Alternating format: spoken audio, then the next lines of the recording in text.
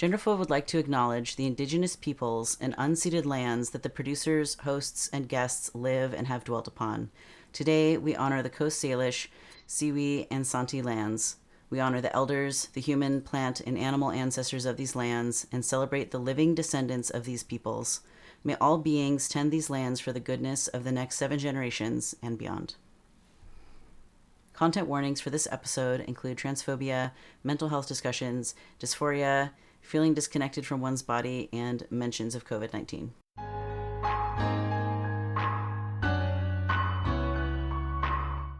Welcome to GenderMeowster Podcast Network. Genderful is a talk show featuring non-binary and trans folks discussing various topics and special interests. We kindly remind our listeners that no person is a monolith of identities. All opinions are the speaker's own. This show airs live on Twitch at twitch.tv/GenderMeowster, and VODs with show notes can also be found on YouTube.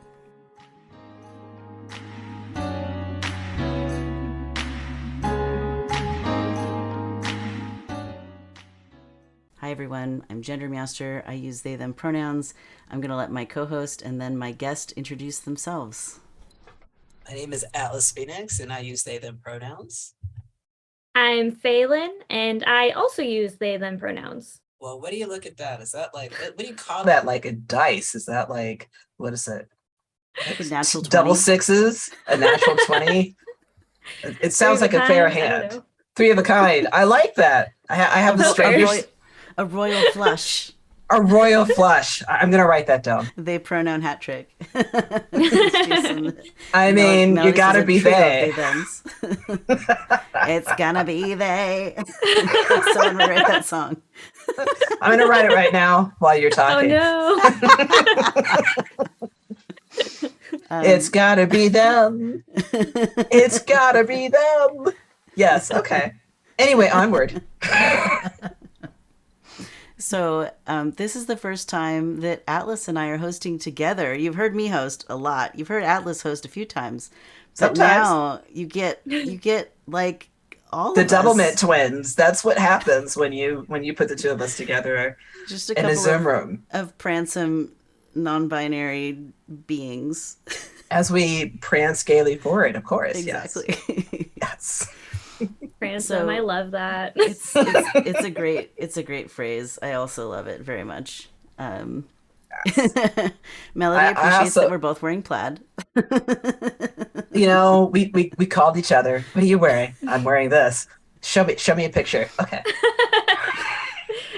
That didn't really happen, but it looks like it did. It totally did. It does, yeah.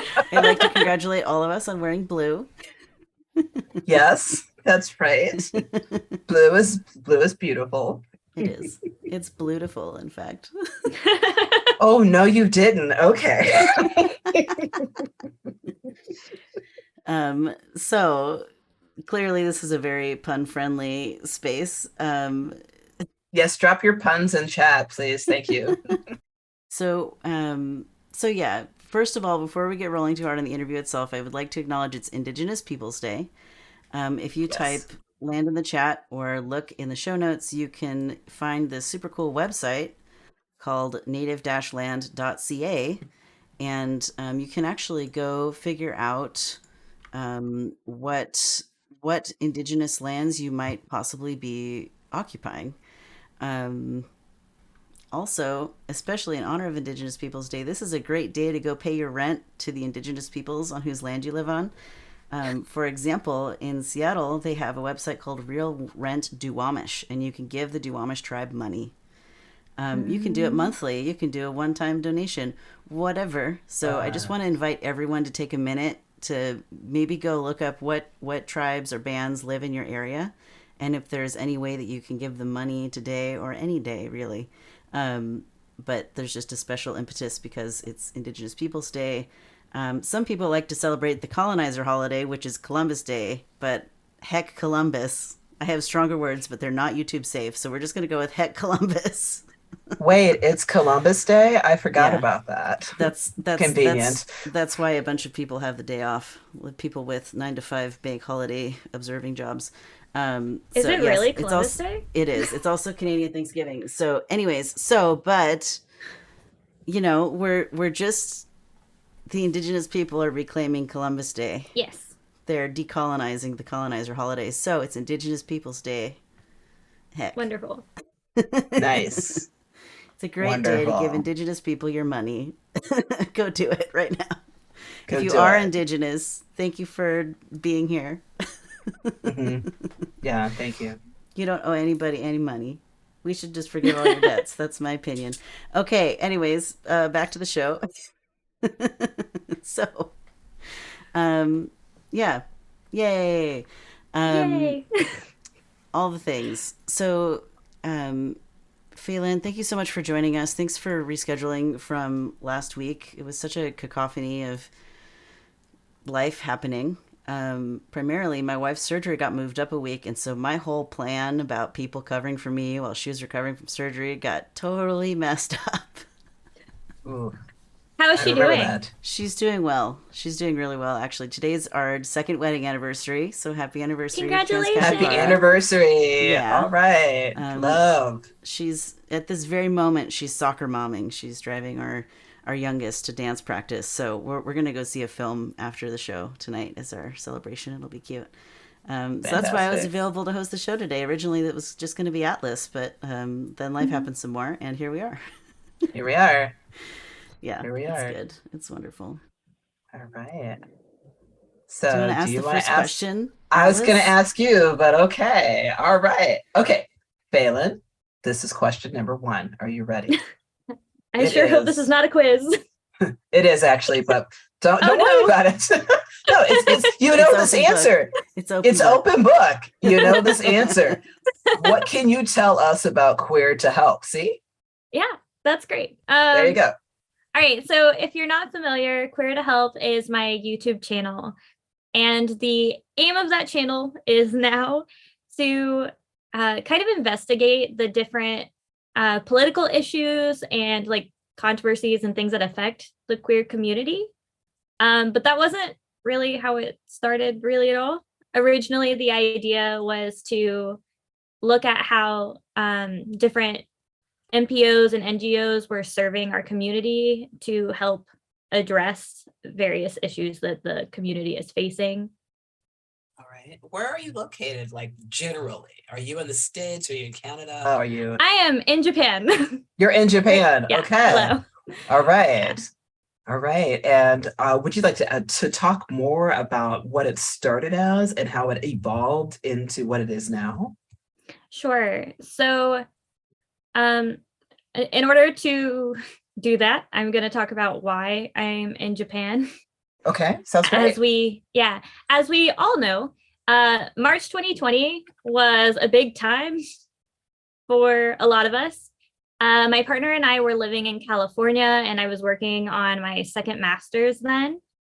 And we were suddenly informed that we needed to evacuate campus. We were not allowed to live on campus anymore because they were worried about how the pandemic would affect student life and all that jazz.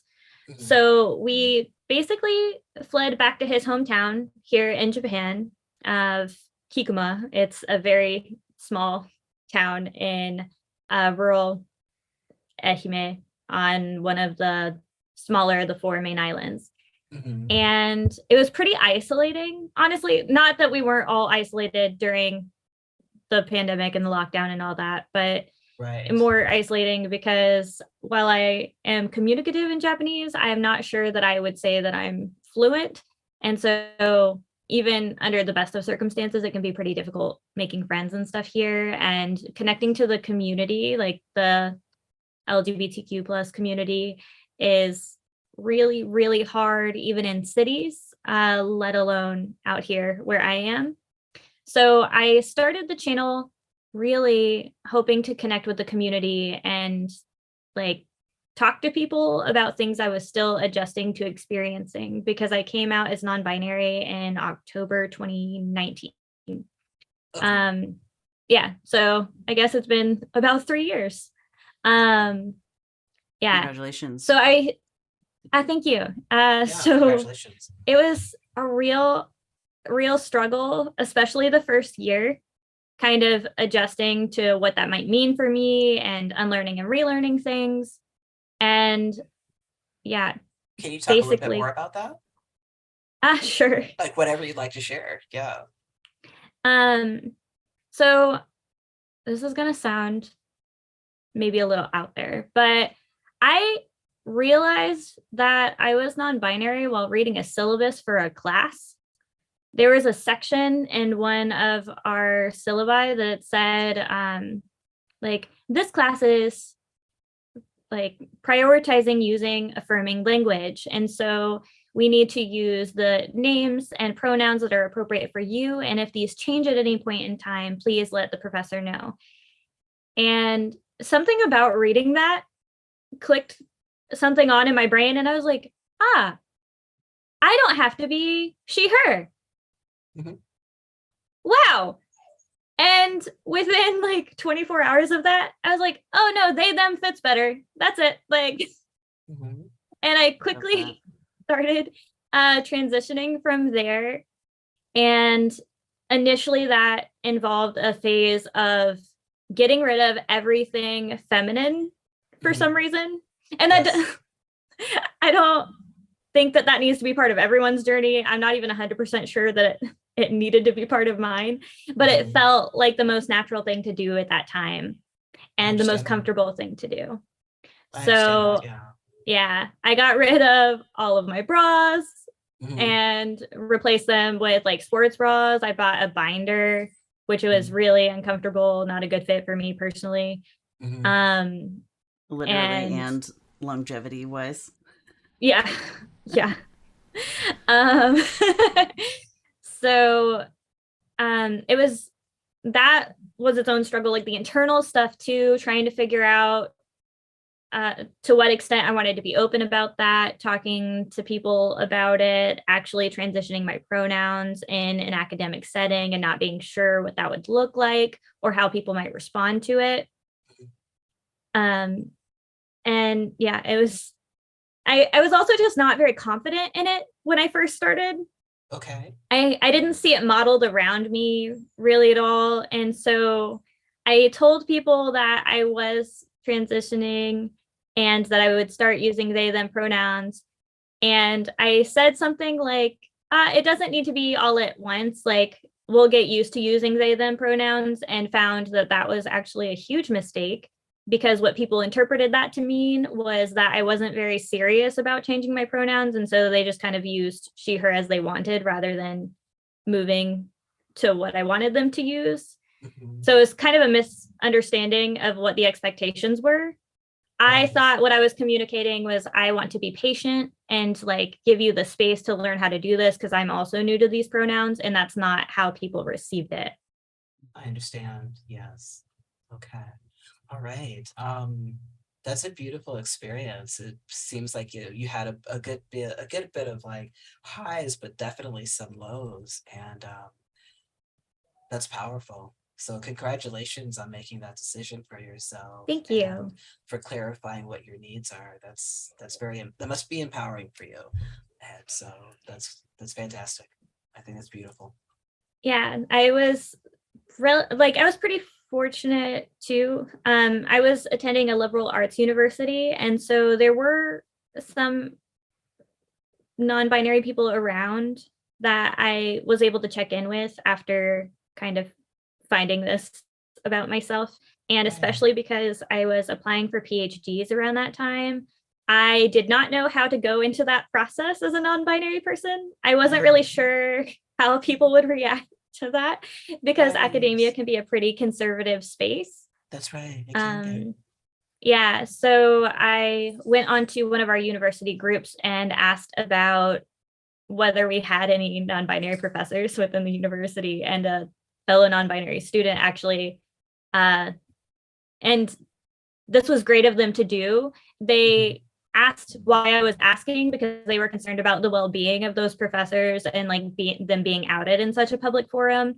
And at that point, I did not have the awareness that I have now and didn't really think about that as a problem. Okay. So I appreciated their insight on it. They did get me connected to professors who could support me as I like started the like interview process and all of that. And that's great. yeah, I was so lucky to be able to talk to them. Congratulations. And That's awesome. yeah, both of the professors I talked to were very much like, be yourself.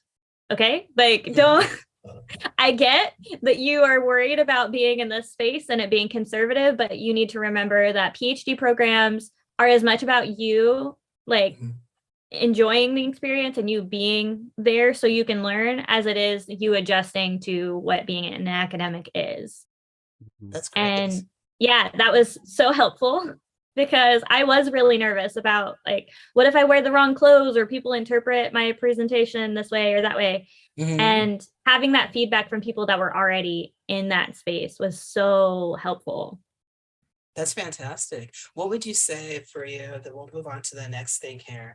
What would you say was a moment where it was empowering, but you never expected that moment to be empowering and it just lifted you? We can circle back if you need time to think about it. Yeah, I may, it takes me a second to, like, especially with emotional things, for me to like work through it. So I might need to come back to that. Okay. This is sorry. No, don't apologize. Don't you dare apologize. Okay. I will certainly do it repeatedly. I am also sorry about that. Okay, well, as long as we clear all the sorries now, we're good. We're good. Okay. Gender, do you have any questions you would like to ask? Move forward to? Oh, I just want to say that emotional processing being delayed is a big mood and very relatable. Yeah. Oh yeah, I just finished therapy. I no longer go to therapy, and I graduated from DBT and trauma therapy and regular talk therapy in the past 2 years, and I still haven't adjusted to that. It's weird. Mondays and Tuesdays are open now, so I drink an extra cup of coffee for those hours. So that's about it.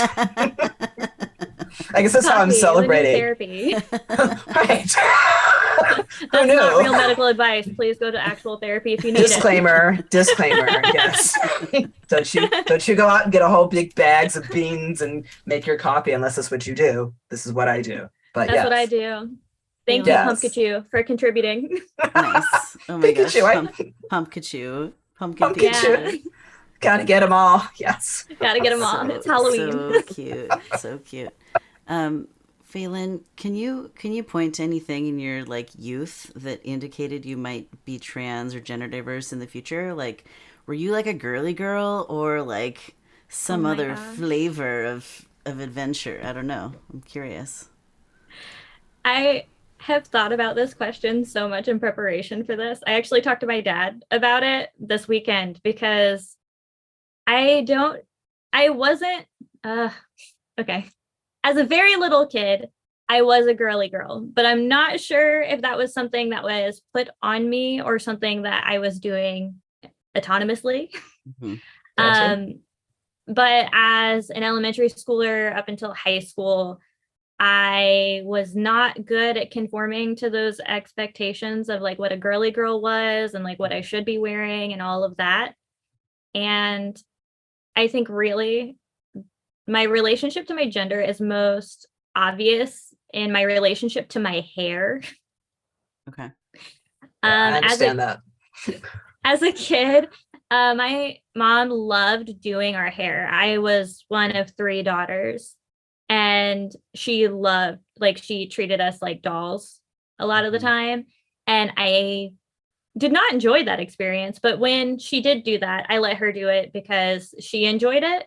But I would make faces in the mirror rather than like being present in that experience. Mm-hmm. And I would get reprimanded for like not ladylike behavior when I would do that. And that's honestly the most formative gender experience I could share. Wow. And then now, how do you identify besides non-binary? I think we talked a little bit about this before we went on. Yeah. So I would say that I identify as trans masc femme, which I don't know if anyone uses that, but internally I feel more. So someone uses it. Yeah, you're somebody, you use it, somebody uses it. Of Question answered. Surprise, I'm a person. It does all the wonderful sometimes things come we as a learn. surprise. Plot Yes. twist. The best kind.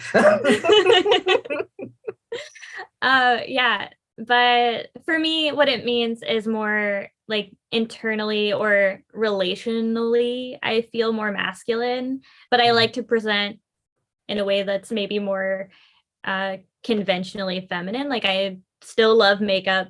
It took me a while to accept that I could be non-binary and not have to worry about whether I fall into any categories with what I'm doing. Mhm. So honestly, at some point I just stopped worrying about it. I use non-binary more broadly just because it's not worth the mental energy right now to get any more into the micro labels Yeah. for me personally. No, I understand that. That makes a whole lot of sense. I identify as transmasculine and non-binary. But I went through the same thing that you went through. I came out and started transitioning last year. And so I threw out 75% of my wardrobe. Thank you. Yeah. I threw out 75% of my wardrobe and replaced that with 95% of Dapper Boy clothing. And so The dream. yes. Charisse and Becky get a lot of my money, and I've actually made a commercial for them. So yes. Yes. So I understand like the throwing away of things. And I had a binder as well. And then I just recently had top surgery almost a year ago now. I can't even believe that. I haven't even celebrated that really. I'm just like, what happened? Where are they? And so I'll that's kind of it for you. Thank you. Thank you. I actually I got my nipples covered with unicorns instead of having them like natural. And you've seen those, haven't you, Gender? Yeah, yes. Alice, you've texted me pictures of your not nipples. My not nipples, yes. My uni nipples. I love the uni nipples. They're very good. Do you want to ask the next question there, Gender? No. Or did you finish, Faelan? I'm honestly I'm fighting with the overlay because the captions are borked. So please continue to ask questions, and I'm going to continue to try to make the scene look better so we can both see our guest and read the words that they're coming out of their mouth. Well, I will move on to the next question. Thank you. Right now, since you are dealing with closed captioning. Yes. Let's see here. We have queer to help some more questions. Okay, here we go. I'm still new at this gig. You're good. I know you can't tell. Nailed it. What have you learned by creating content on the LGBTQIA2+ community? There you go. Yeah. So much about the community and myself. Just so much. So much. You want to elaborate there? Yeah. Yes, I do. Okay. Very good. I just wanted to preface it by saying that I've learned so much about the community itself. I started creating content as a way to connect to the community from a position where I had not really interacted with that many queer people in like real life. I had in other contexts, but like never as somebody that recognized themselves as a like queer person. Gotcha. I had issues in the past as somebody who was like a bisexual woman. At one point, one of my friends told me that I shouldn't like do anything with the queer community because nobody needed to hear from another bisexual white woman. And so I didn't. Yeah. No, I know. Were they now. in the community? Were they in the community or were they out? Nope. Oh, they were gatekeeping from across the street. Okay, good. Yeah. So I didn't feel like I had room to be in that space until after coming out as non-binary.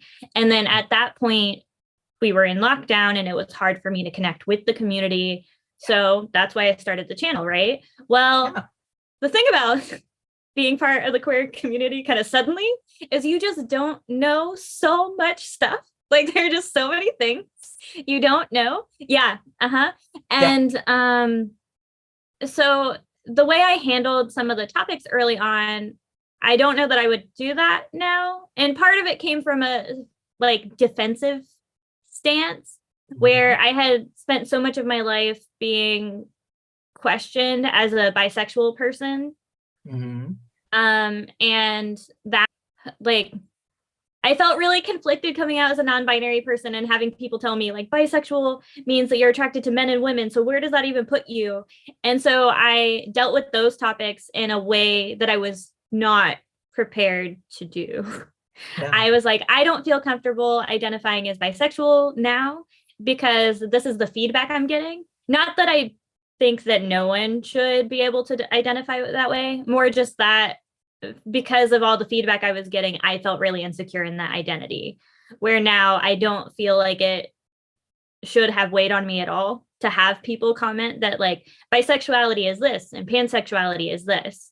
And you can't be bisexual and be non-binary or like accept non-binary people, because that's just not true.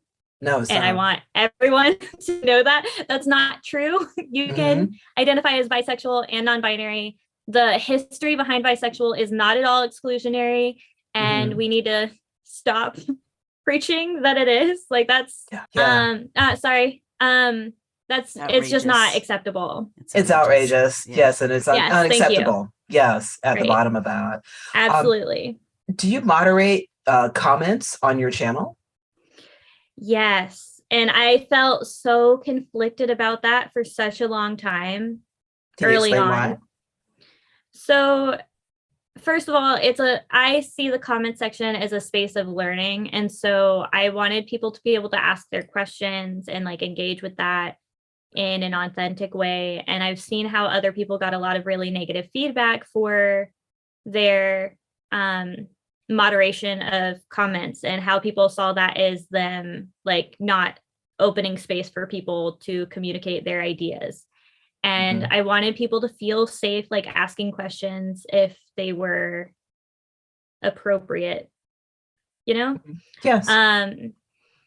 Because I came from a space in a community where I couldn't talk about these topics or didn't have anyone to talk about them with. And so I wanted to create that space. But people come in the comments and they say like really inappropriate things or say things that are harmful to people. And I don't really want to foster that environment. And it's not healthy for me really either.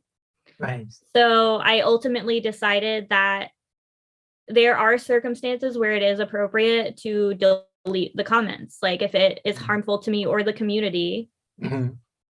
It's different if it's legitimate feedback. If I've made a mistake or the way I represented something was not well informed or not appropriate, I leave that up because people should know the corrections or should be aware of like different areas of discourse. Right. But for people coming in and like talking about how I'm gonna regret wearing makeup someday, I don't know. Like that's not, nobody needs that comment. Thanks though. Right. Right. Do you have help or a co-moderator for these things? No, I do everything by myself, which is why it takes so long to do anything. Have you asked if people could help you, or do you just want to do it yourself? Do you want to talk a little bit about that? I would love to if I had an answer. Basically, I just feel like I'm too small to ask for help still. Can you elaborate? Well, so when I first started, I had 0 subscribers. When I started doing a job on top of YouTube here in Japan, my time obviously got sucked up in the actual like in real life job that I was doing. And it was during that time that I started like really growing. It was actually around the first Pride month that I got over like 500 or something subscribers, and then eventually over 1,000. And congratulations. So, thank you. I haven't been able to really focus on it until like literally 10 days ago. Okay. And I don't even know where I would go to ask for help. So I've just been feeling kind of stuck. Okay.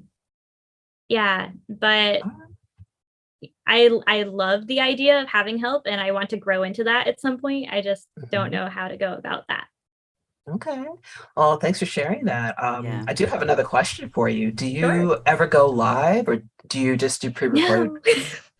This is my first time doing anything live. Yeah, I've been super nervous about it.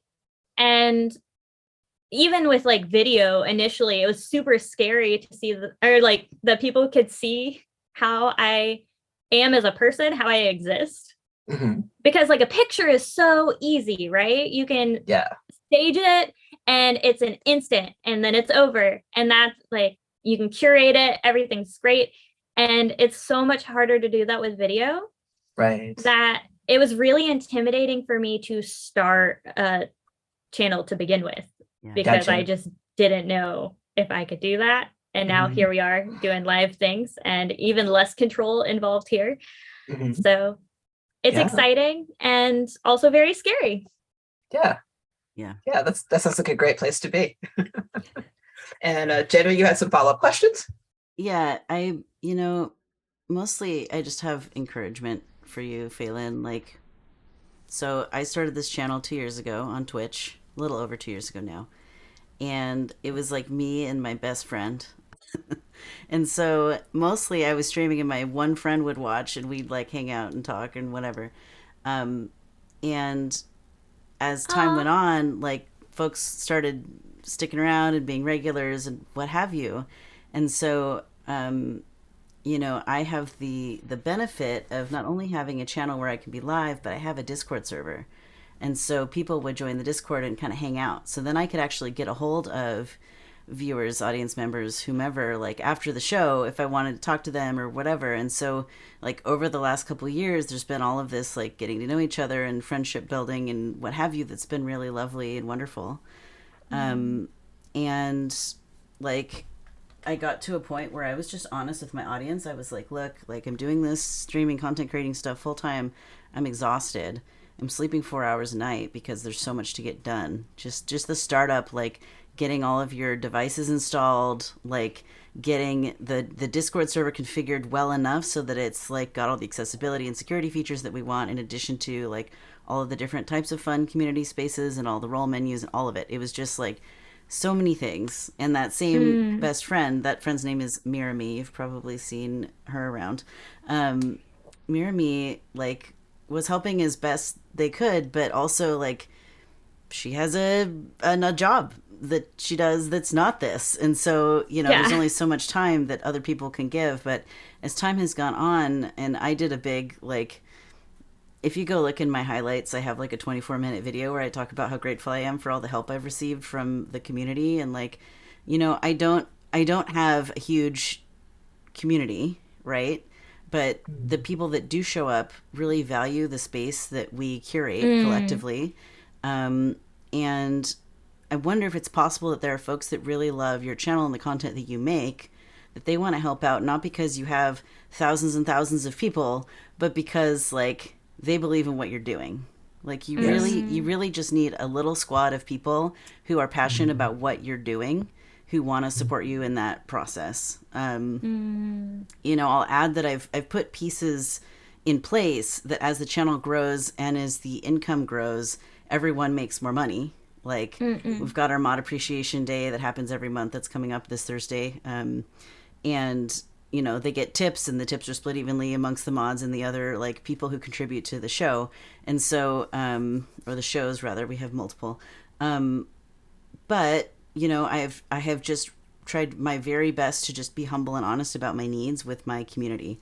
I'm not trying to be this mega polished, like professional, I have my shit together person on the internet. There, I did our one cuss. There it was. I took it. I took the cuss.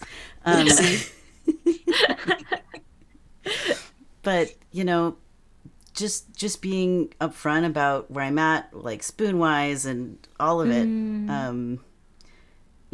Being honest about I'm disabled, I have chronic pain, and I'm tired a lot, and I can't just do it all. It has gained me a lot of just people that get it. And circling back to the like, do you moderate your comments question? Like I've struggled with figuring that out too, because I'll tell you what, I post a short on YouTube and I get like so many hate messages way more hate than I've ever gotten on a Twitch live stream. And part of that is because I'm just undiscovered on Twitch. They just don't know where I am. Like, you know, the viewer count is lower. But I you know, there was this one, I think it was a Sunday, I posted some short about pronouns at like 10 in the morning. And 4 hours later, it had been viewed over 2,000 times in like a 4-hour period. Like the short just totally took off. And like there was like 30 hate comments. And I was like, holy bananas, like this is a lot to wade through. Yeah. So I actually got like 4 to 6 of my mods that are usually doing, you know, Twitch and Discord stuff with me. I was like, I need help with YouTube right now. Like everything is falling apart. So we got in there, and, you know, some of the people I would write back. And so I would like take their hate comment literally. So if they're making a joke, right, like a transmissic joke, I would be like, oh, what do you mean by that? Or I would take them literally and then answer in a way that educates them, because I want other trans people coming along later, gender diverse people coming along later to see that and be like, okay, like Meowster's not just ignoring these comments, like they're actually engaging with them. But the ones that are just like telling me how terrible that I look, that are just personal attacks that have no educational value, I just delete those. And we actually had to like come up with, I think we're still in the process of this, but come up with a policy that was basically like, you know, here's what we do and don't delete or keep.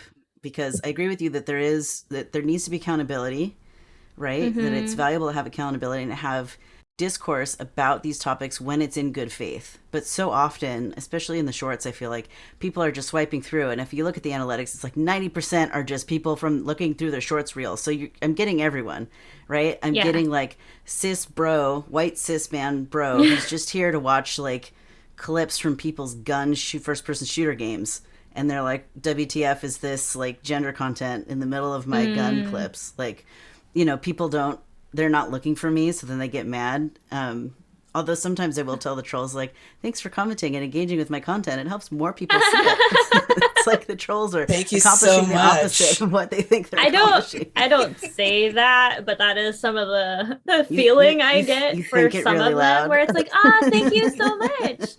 There's one video, like, it's the one that has the most views, and my makeup looks like crap in that video. Okay. I actually specifically say that at the beginning of the video. And then people are like, wow, your makeup looks like crap. And I was like, thank you for pointing that out. That's very helpful. Apparently you missed the beginning of the video, but thank you, because I didn't know that. do you have recommendations for like some sort of tutorial or something I can have? Preferably on YouTube. Thank you. Yes. Thank you. Some teaching moments are lost on people, but yes, I do agree with that. You know, this is great. I'm glad that Gender, that you're able to give your experience of, you know, was it almost 2 years or nearly 2 years or over 2 years of your experience? Oh, I mean, that YouTube short was just a few months ago, but no, but your experience. I've been on Twitch for over 2 years. Yeah. Right. Yeah. Right. And it takes a lot of autonomy and agency, but it also takes a lot of class.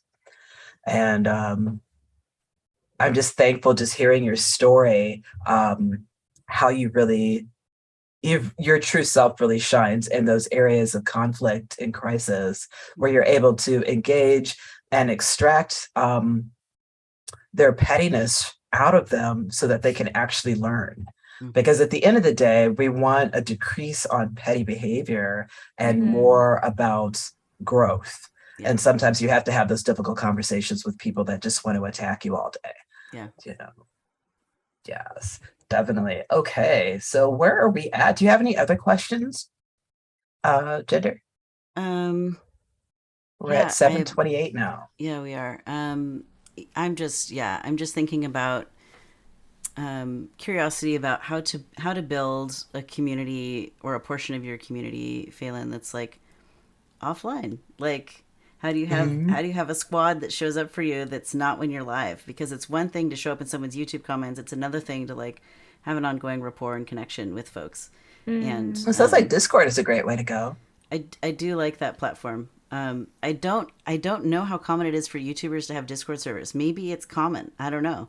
That's a part of my content creation where I'm a little bit uneducated. Because I mean, I've live streamed YouTube maybe like 4 times, and I publish VODs over there. But that's not my primary space that I'm trying to grow in. So, you know, it's an area that I'm lacking some knowledge. But I do think, you know, a Discord server is a powerful way to connect with others. You know, it's sort of like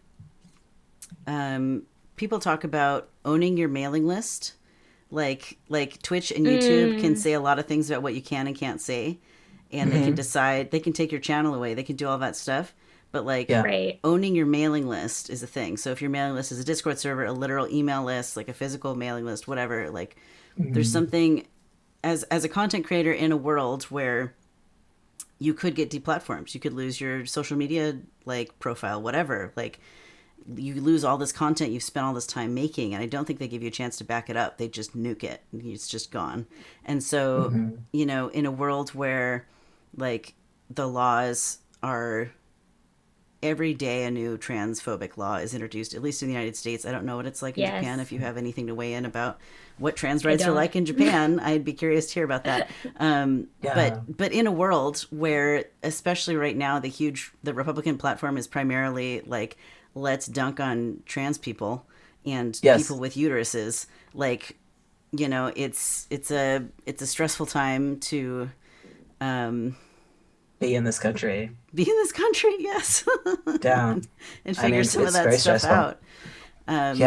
Yeah. So, but having a Discord server, you know, I have the phone numbers of some of my closest people. So if all else fails, I can send them a text or something, right? Like if somehow the server gets deleted or Discord radically changes their feelings about people, I've almost never seen Discord get rid of like someone's server. But it's much more of a micro community, right? It's not this big public, everyone can get into it thing. It's like a lot of servers are pretty private. So anyway, I just there's value to having that sort of community where you have each other, and the folks that can deplatform you don't get to decide if you're in connection with each other. Yeah, I actually had to use Discourse. I took a course at Sundance, Sundance Institute in Salt Lake City. And we had, it was my second time using Discord. I use it for Genderful, but now I have much more practice because I was using it a lot for the Sundance class. But my question for you, Faelan, is any of the things that Gender has said, is any of this useful or helpful for you?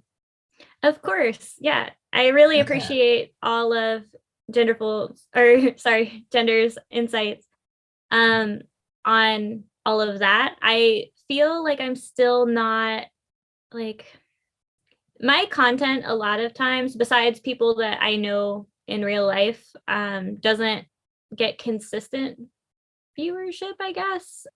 More people come for a specific topic because I've experimented with doing label focused videos. Yeah. And people come in and they're there to learn about that topic, and then they kind of disappear. And one thing I need to prioritize as a creator is that community building. And I just don't know how to go about it. Yeah. And the GenderMeowster Discord and the whole community that they've built around themselves is just so amazing and so beautiful to me. And I can only aspire to accomplish like such a feat, because I have no idea how you've done that. I know you're trying to explain it, but it's a lot of other people. It's other people helping me. So it really just starts with finding one other person who's invested enough in what you're up to that they want to help out. So like Me is my main Discord admin. So now I don't have to do all the admin. I don't have to learn how bots work. We can have bots, but I don't have to have all the knowledge in my head. I just have to know someone who knows how to do it. It's amazing. It's sort of like directing a film. It's like, I don't need to do the art production. I just have someone else do this thing where I need a spaceship thing, and then I go direct the film. So yes. Oh my gosh. It takes a whole group of people to make something beautiful happen. You know, I wonder if in your descriptions of all your videos, you could start posting your Discord link. or have it in a link tree that's posted, explicitly calling it out, people are more likely to follow it than if they have to do multiple links to get to there. Right. But if folks, you can still go back and edit the descriptions on all of your videos, and then maybe you, in the future, in upcoming content, you add as sort of part of the end card, like, if you'd like to join the community on Discord to discuss this further, here's the URL in the about section, or the description of the video, whatever, and then folks can join the server. I wonder what would happen if you started mentioning that at the end of your videos as part of your sort of credits routine. I'll give that a try and actually like make a Discord server situation. Gotta go learn how to do that. Or you need to hear about it. How. We'd love to follow up and hear about that. I'm going to try a couple different questions here. Sure. What are you working on right now that you're excited about? So I actually started a second channel and kind of a third, but all right. Wait, kind of a third and a second. Okay, that sounds exciting. I mentioned this at the most recent video about how we use labels, but I started a second channel called Label Makers, where people can talk about the identity labels that they use or why they don't use identity labels.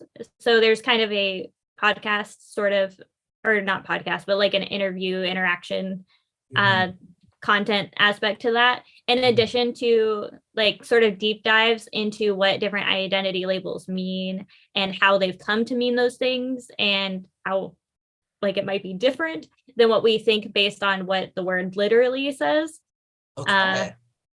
Because I think it's really valuable to look at like where these words come from rather than just using them all willy-nilly. And as somebody who started in a place where I didn't know a lot of the context, and I still don't know a lot of the context behind like how words came to be, like how we evolved from like transsexual into transgender and like those sorts of things. I think that's an important part of the conversation that we should be having, especially if we're going to be using the labels.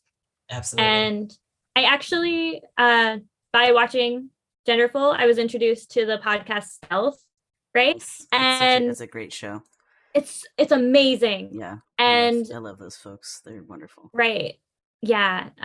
So seeing how different people use different terms and how like maybe people from like older generations react to the terms we use now, or like think about how things have evolved, I really just was so moved by the power of the words that we use that we kind of take for granted. And so that's the whole purpose of the second channel. Oh, that's fantastic. This is fantastic. This is great. Thank you for doing that. And then what is this sort of kind of third channel? All right. This maybe channel. This maybe sort of kind of channel is called Academia. The idea behind this is to share my research journey because I did get accepted into a few PhD programs and ultimately ended up going to, I'm a student candidate. I'm a PhD candidate at the University of Auckland in New Zealand. And I'm in, thank you. Thanks. Did you celebrate this? At some point. It's been over a year. I actually recently passed confirmation. I say recently. That happened in July. So I'm officially a PhD candidate. My research has been approved. I get to go do real life things, maybe. Fantastic. If I ever get to New Zealand. We'll see. So that's why it's maybe a channel, is I'm still waiting to hear back on my visa. I don't really know what my academic journey is going to look like, if I'll even be allowed to continue it, because at this point it's in the government's hands. And so, yeah, that's why it's maybe sort of kind of question mark a channel. But I am really excited about that. What I'm actually looking at is how LGBTQ plus inclusive schooling is happening in Aotearoa, New Zealand. Nice. Not just like the policies in place and not just how they're implemented, but how even the like posters on the walls, the like pin on your book bag, how that all kind of contributes to what LGBTQ LGBTQ+ inclusive education is, how it functions. Right. And I want to do that with video. I'm actually like thinking about maybe doing a documentary. So I'd love to talk to you about that experience, because it's something I'm moving into. With very little experience. I fell in love with video as a medium through YouTube, and being able to play with all sorts of things, like thinking about gender representation. I did a non-binary video a while back where I took the Cerebro from X-Men and called it MB Bro, and then used they're human, but it's more like the silhouette of a human to look at different identities. So it's not so much how does a person look and trying to read the gender off of that, as it is like their experience defines what their gender is. And I could only do that because we can do so much with video that is like so difficult in other mediums. So I am really leaning towards becoming like a filmmaking researcher. Great. I dropped my email in the chat. Thank you, because I have so much to learn. I'd be happy to help anyway. Just let me know. Wonderful. Okay. Other questions. Has being public with your identity affected your relationship to it? Well, we kind of covered that actually. Any surprising or funny stories you can share related to running your YouTube channel? I think we talked about it earlier to make sure it was safe, and we all agreed that it was safe. So let's let it out. Right. So the funniest experience I've had came through comments, and we've already kind of touched on how comments can be such a minefield to navigate.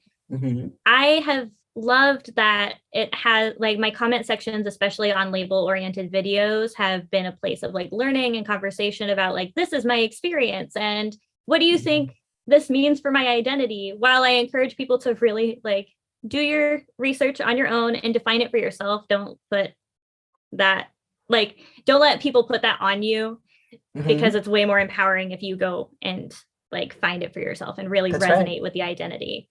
That's right. But I had somebody come into I think it's the bi-pan poly omnisexual video that I made, and they asked, I am a woman and I am attracted to gay men and straight men. So what am I?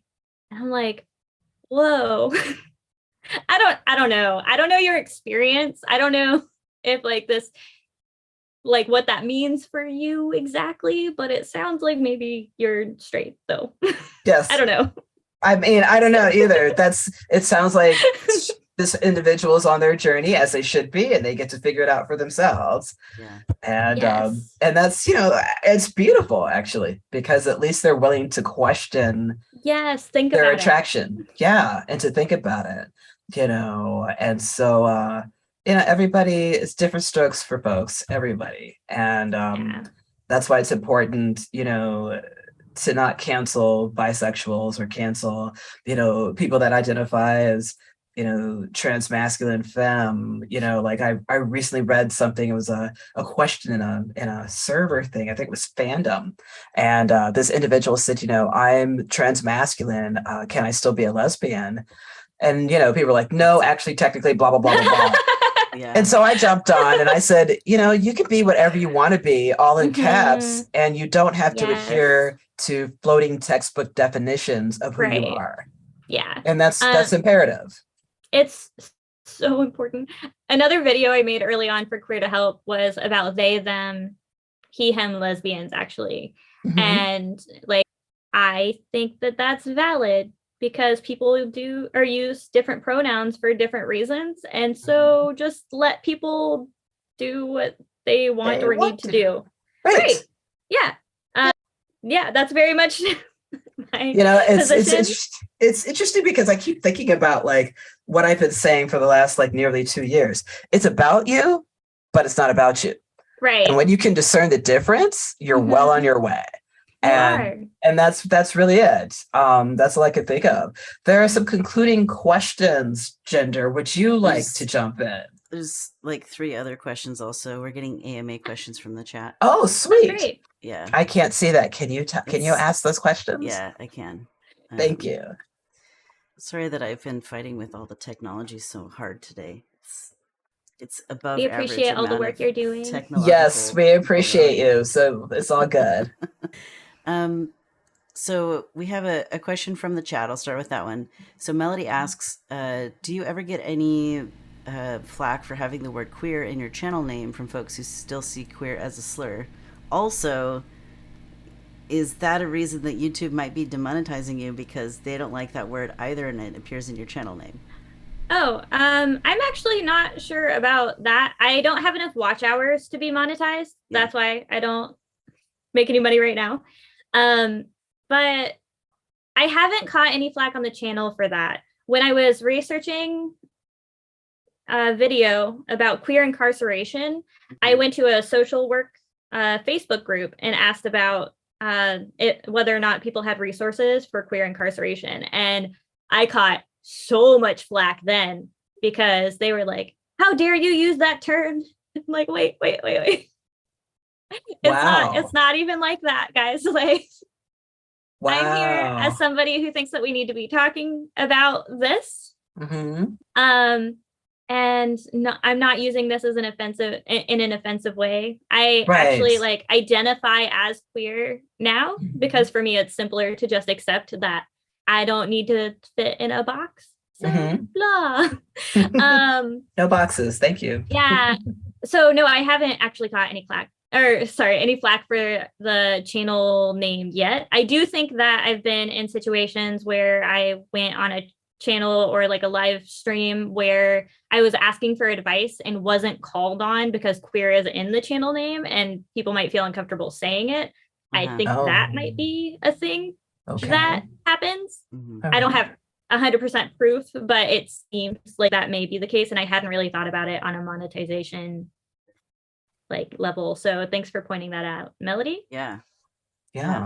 Okay. So the next question, this one's from me actually, is can you tell us about some of your videos? So you've made videos about identifiers in some cases. Yes. And you and I personally have talked about what video surprised you the most, like, wow, that's the one that got all the attention, why? And like all of that. So I'm just curious if you tell us a little bit more in depth about your content. If someone is like hearing this interview and wants to check you out, where should they start? Is there some favorite videos of yours that maybe are not your most popular videos according to viewers, but it's like your personal favorites, those kind of things? Tell us about your children that you birthed out of your brain. Oh my gosh.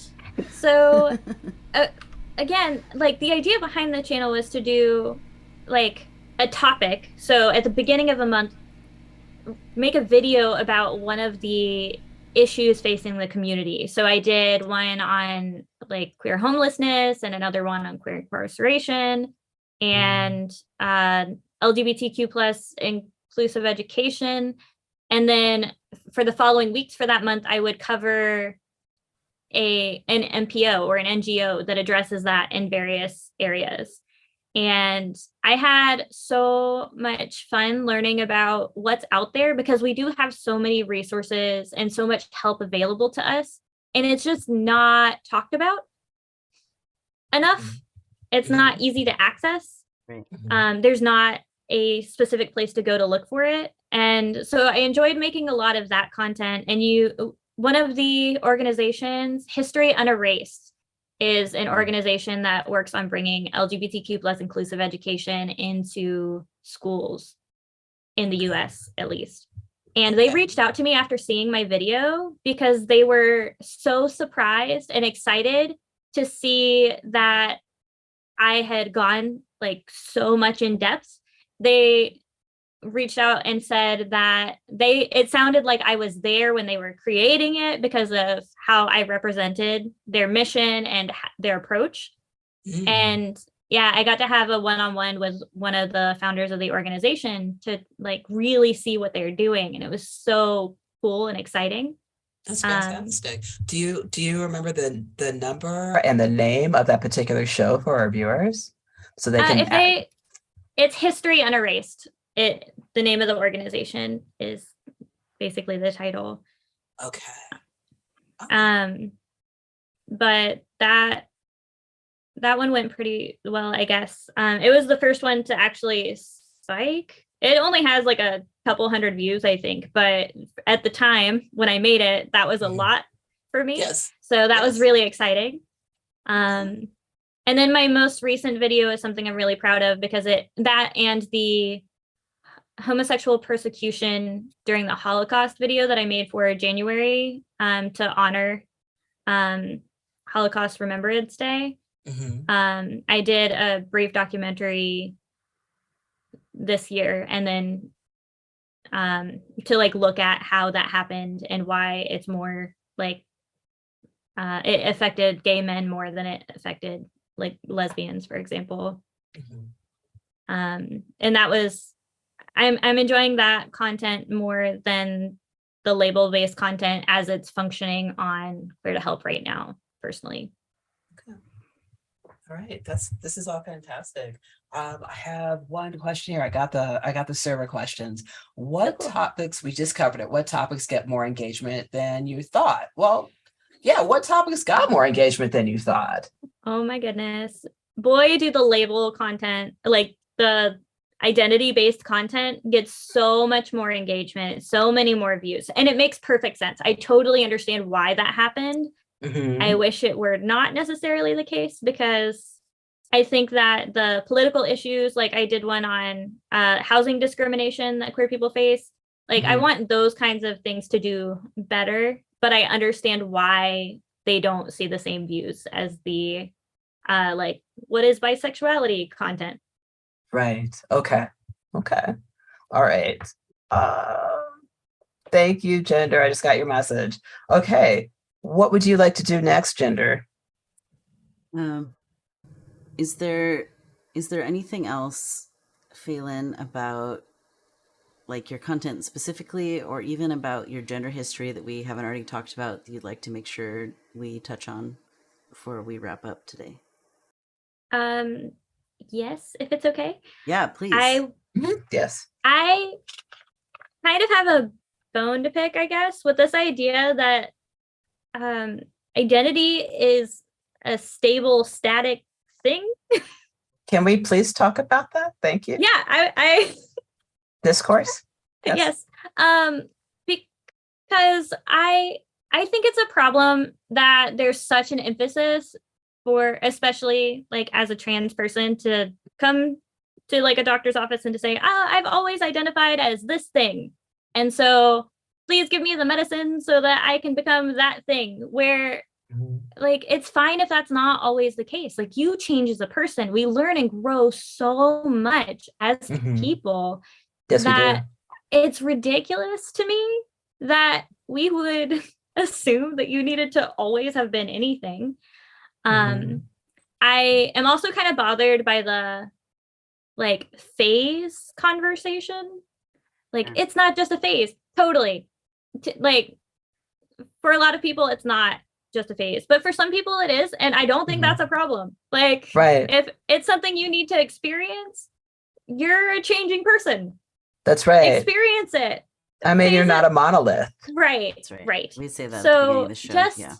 Just go and live and try the things. Like, take risks. Like, really look at who you are.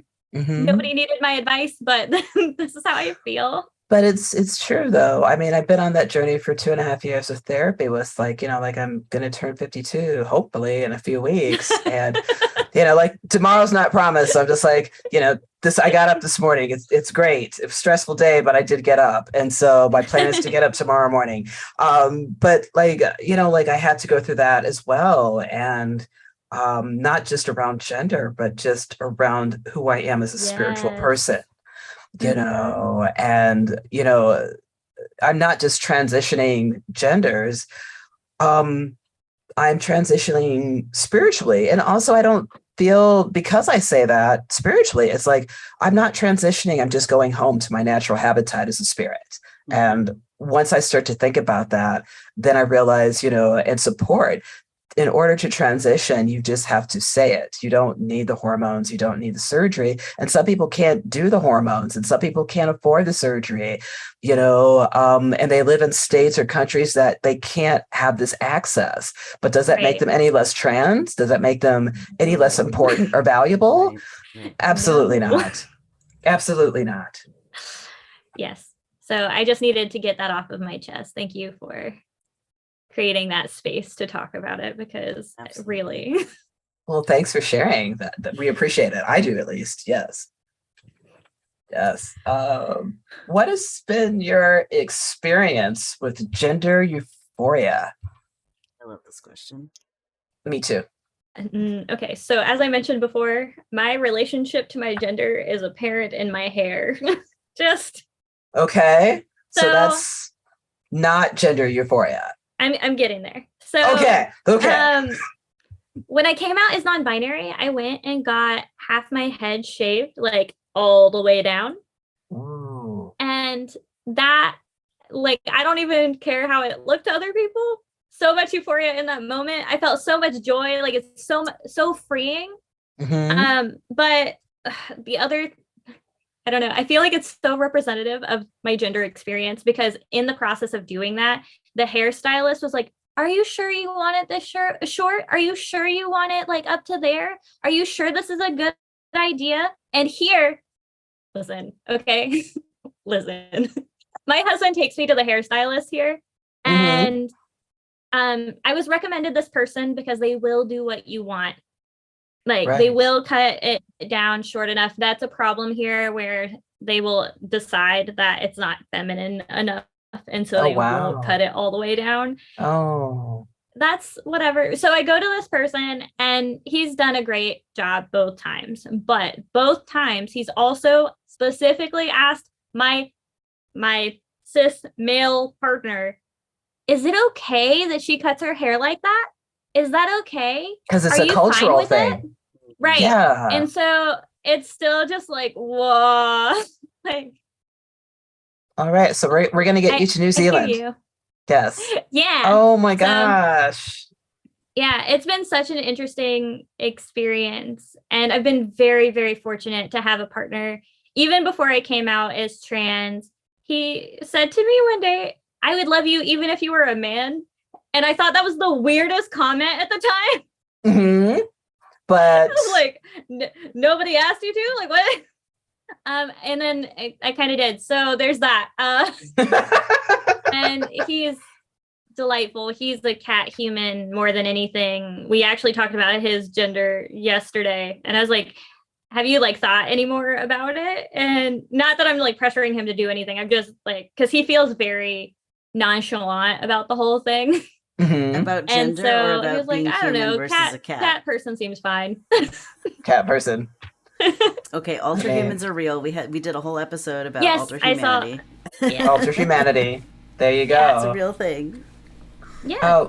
What would you like to make sure the folks know about your perspective on gender and non-binary trans issues? Yeah, I mean, mostly I covered that in the like face, not a face, doesn't really matter bit, but like, I'm gonna get kind of mushy for a second. I don't know why I decided I'm speaking for us now. I want you all to just be you.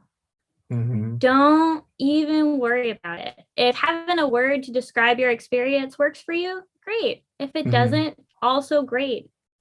Like, let's all put down our words. We don't need to slap anything on anybody. Just let everyone live and like love and support each other as that. And that's not like specifically a gender like trans issue statement. That's like across the board. I think that's a human statement. Yeah, right. I think we should definitely work harder to really just love and honor each other rather than trying to make anyone fit into anything. Yeah, boxes are for shoes. And even then, be for your shoes. I mean, free the souls. Sorry. Anyway. Yeah. So I think I wish I had more of that support. And so that's what I want to put out into the community more, is just that we all deserve to be loved for exactly who we are, as turbulent or difficult as that might be. Sometimes like we do love, I don't know why I'm we again. I do love and care about people, even the ones I haven't met yet, because whether I've met you or engaged with you or not, you've had an impact on my life, because that's how being a living thing works. That's right. You're presence or absence from my life is also affecting me. Mhm. And yeah, I just want everyone to be like conscious of how we can love and support each other. Yeah. I don't know if that addressed anything near that question. No, but- it did. I just finished a film that Gender saw. It's called Ordinary, and It's so good. It's a great film. it's a thank you. Send it to me. I would love to do that, and maybe we could just, you know what, I think I'll just make it available for anyone who's on the show right now that's watching. I'll have a Gender put it in chat, but it basically addresses what you're talking about. It's a short version of my feature documentary Beautiful Boy, which is in production now, and that's what I was taking the Sundance class for, which I would highly recommend for you as well. They do have scholarships and that kind of thing, but yeah, that's basically what my film talks about. It's just, you know, I had been labeled so many things, and at the same time, not enough of any of these labels. And it's because I'm not supposed to be labeled by anybody else. And if I choose to change my labels from moment to moment, that's of, you know, my own discretion. So, Definitely. So yeah. Atlas, if Faelan wanted to interview you for their new label makers show, would you be on it? I'm Please? already on it. It's already been manifested. Yes. So now you have at least 2 guests. At least Sorry 2 if that was guests. too loud. No, it's What okay. was too loud? Nothing I'm was sorry just- if yelling was too loud. I don't know. Oh, no, I still have headphones on. We're still the noise good. canceling worked. The noise canceling worked. Ah, great. Noise Whisper dog barks canceling. and my screams. Yes, exactly. We love trans joy around here. It's all good. All right, Gender, I'm going to put the website for the film in chat here. It's in Google Chat. Awesome. And then I'm going to put the password want as me to- well. Do you want me to put it in the Twitch chat as well? I don't have Twitch up. No, so- I can put it in the Twitch chat. Oh, yes. You I'm just sorry. gave me permission I'm still to do new. so. It's all good. It's still a new gig for me. Yes, please put it on the Twitch thing. Yes, thank you. All right, y'all. Here's Atlas's film. Special access.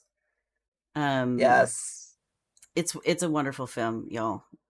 Especially Thank if you're you. looking at like trans masculinizing surgeries and what that journey is like. Atlas talks about so many things. My favorite thing so is your exciting. name for your incoming genitals. Fallitude. Yes. Fallitude. Yes. My fallitude. Yes. It's cerebral. Attitude, that's what's up. That's what's up. Do you want to tell us the name? Yes, it's called Ordinary, and it's not something that you're going to wash dishes to. You literally need to sit down for 11 minutes and 42 seconds and watch it. Otherwise, you'll miss I sat it. on my bed and just stared at my phone watching it the whole time. Yes, and that's how you should watch it. So, yes. I meant the name of your genitals that you mentioned in the film because you have a great Oh, no, name. I want people to watch the All film right. and find All out. right. It's a big mystery. It Yes. looks, and the visual I'm going to get effects- t-shirts made. Please do. The visual effects Yes. that go with the unveiling in the film are top tier. Chef's kiss. Like I've been I'm so chef's looking forward kissed. to Oh my this. God. it's so fabulously celebratory of your gender wonderfulness, and I wanted to cry. It was so good. God, thank you. That means a lot to me. Thank you. I appreciate that. I wasn't sure how that movie was going to land, and I've It only was had great. one person that was just like, "Oh, I've seen you do much better work." But like, I've known her for 30 years, and so I just said, you know, I love you, and I respectfully disagree with you. It's the best thing I've ever made, but I still love you, and you're still gonna, you know, we're still gonna be in each other's lives, and Yeah, you you know. can sit down with the other interior critics in my mind over here. right. Welcome I to the mean, chorus of criticism in my brain. well, I mean, that's it. It's just like I showed it to a bunch of different friends, and you know, and it's not like paraphrasing, but there's a friend that called it a masterpiece, another friend that called it a beautiful work of art, and you know, that was more than I could have ever asked for. I just wanted to make something that was originally for a play that turned into a film because I got COVID, could be in the play. So yeah, so it's available, and that's really about it. Lovely. Yeah. So it was wonderful having you on the show, Faelan. It was great so to meet great you. talking to you both. Yeah, really. Yes, I learned really an awful wonderful lot time. today. Yes, absolutely. Pure time, pure wonderful. Yes. Yes. All right. All right. So let's take a moment to promote Faelan stuff. So as a reminder, y'all, Faelan, who uses they them pronouns, is the creator behind Queer to Help YouTube channel. They are a passionate researcher and activist. If you haven't picked up on that yet, then you might have fallen asleep during the episode. But I just dropped the YouTube link to their primary channel in the chat. We're going to make sure that we include links to the other 2 newer channels. Maybe the third one will exist by the time this gets published on Friday. I'll work on it. We'll include links in the show notes on YouTube and on podcasting platforms for those. There's also, I'll drop the Instagram and Twitter links here in the chat as well for folks if you want to go drop some follows. You know what to do. Faelan, is there anything else you want to make sure you promote before I do the formal show closing? Not off the top of my head, I'm sorry. No, that's fair. That's totally fair. That's totally fair. Okay, so a lot of the resources we mentioned, I've been trying to furiously take notes, and talk more after stream to get the rest of them written down. But there will be resources in the About section in the YouTube video. So everyone, next week's guest is C. Clark, who uses she, her pronouns. We're going to be discussing gender and science fiction. For now, Genderful would like to thank our guest for being on this podcast. Feel free to join us live on Twitch on Mondays, check out the replays on YouTube on Fridays, and keep an eye on your favorite podcasting platforms for edited audio-only versions. As my sweet Neferkitty likes to say, trans rights are human rights. That's right.